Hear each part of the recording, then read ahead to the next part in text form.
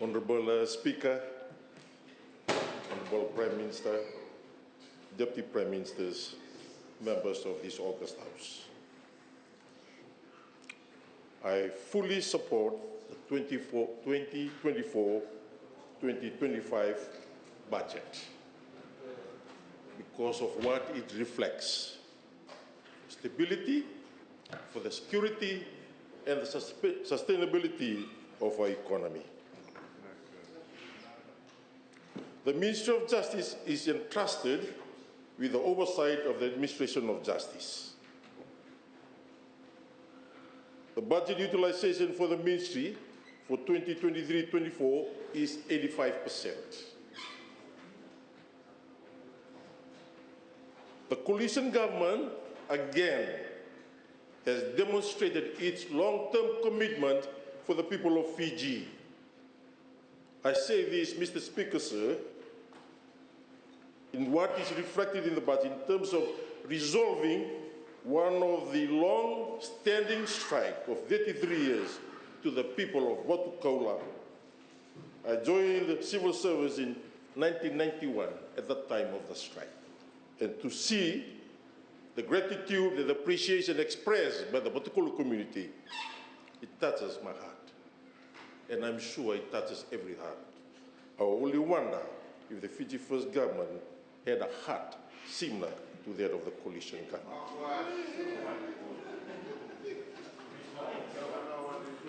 I also applaud the Minister of Finance and the coalition government in terms of resolving or caring for its civil servants by addressing one of the long-standing issues in terms of pay increase for our civil servants. Last week, for civil service, we pledged to the people of Fiji that we value their work and will continue to do so. Thank you, Honorable Prime Minister, for the program last week, particularly in hosting the permanent secretaries on Friday. I can see the budget support rendered to our roads in rural areas and outer islands, which enables the accessibility of our people. The island of Ovalau, the island of Koro and Ngau eagerly awaits the opening of the Public Works Department in Lebuka in terms of improving road infrastructure, long forgotten by the deregistered Fiji First Party. I fully support the Honourable Minister of Home Affairs in terms of the National Narcotics Strategy. The Ministry of Justice will work closely and lend its support to the work of the Narcotics Bureau and other relevant stakeholders to ensure that the present future generations of Fiji are safe from the scourge of drug trade and drug abuse.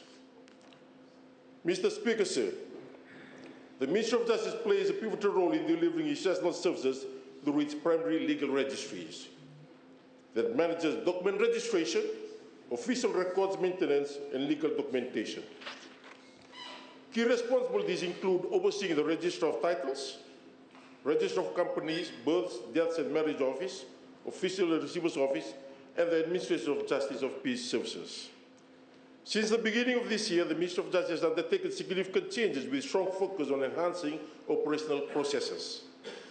The corporate team has been encouraged to adopt the process of continuous improvement, emphasizing the following model: identify opportunities, recognize areas within their work methodologies that can be enhanced and streamlined. Second is planning. Develop strategies and action plans to implement improvements effectively. The third model is implementation. Execute the planned improvements in a structured and systematic manner. The fourth is evaluation, to assess the outcomes and impact of implemented changes, and finally to adjust, make necessary adjustments based on evaluation feedback for further refine and optimize processes.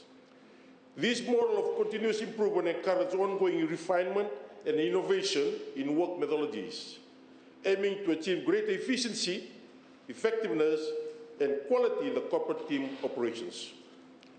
The key initiative currently underway is the development of a strategic development plan for the next 5 years. This plan aims to systematically improve the ministry's effective functionality and efficiency, ensuring better service delivery and overall effectiveness. This initiative ensures that all divisions in the ministry are focused on the coalition's government initiative of ease of business and in line with the National Development Plan. Mr. Speaker, sir, the Ministry of Justice has been allocated a total budget of $6 million for the fiscal year 2024 and 25. This allocation underscores the significant commitment to upholding the rule of law, the reinforcing of foundational aspects of the nation's legal framework. The Ministry of Justice has been allotted. This is a transformative leap in a commitment to reinforcing justice, improving service delivery, and ensuring prevalence of the rule of law nationwide. Notably, our operation budget has surged from the $4 million to $5 million, reflecting an increase of $1,043,000. This heightened funding underscores our strategic priorities and our unwavering resolve to tackle enduring challenges within our justice system. Mr. Speaker, sir, in terms of digitalization, we acknowledge the critical need for modernization. We have allocated $100,000 towards a digitalization project. This initiative aims to streamline operations and improve service delivery through adoption of digital technologies. The Ministry has initiated groundwork for the digitalization of Register of Titles, supported by technical assistance from Asian Development Bank and guided by scoping consultant. Mr. Speaker, sir, addressing the challenges posed by money laundering and terrorism financing is critical due to the complex and evolving nature. Criminal organizations exploit vulnerabilities in the financial system, posing risks to both economic stability and societal well-being. To counteract these threats, we are making a strategic investment in APG, Asia Pacific Group, money laundering subscriptions. Our commitment extends to the strengthening and regulatory framework, ensuring rigorous oversight, compliance with international standards. Implementation of recommendations from the Financial Action Task Force is pivotal in enhancing transparency and accountability across financial transactions. The Asia Pacific Group provides essential technical assistance aimed at improving our non-profit sector through risk-based approach.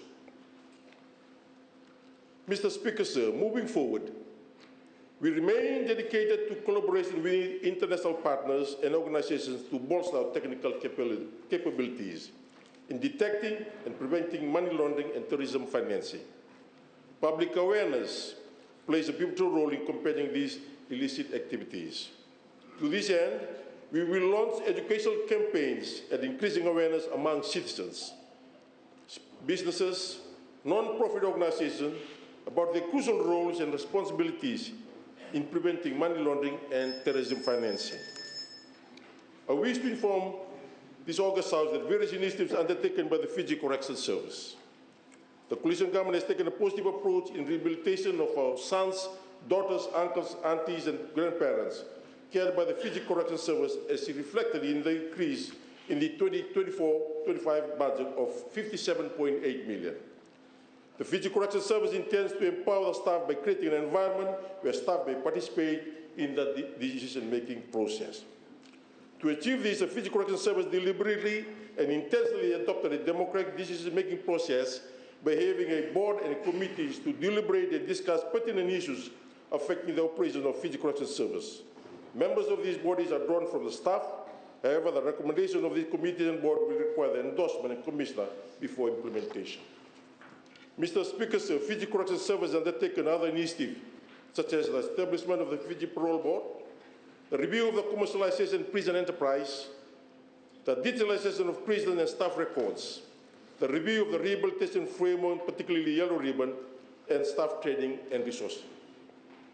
The Fiji Election Office budget is $7.4 million. It's provided for the operations of the Fiji Election Office for this year, for the next year. This office is responsible for the independent preparation and conduct of national elections of the Parliament every 4 years and other elections assigned under the law.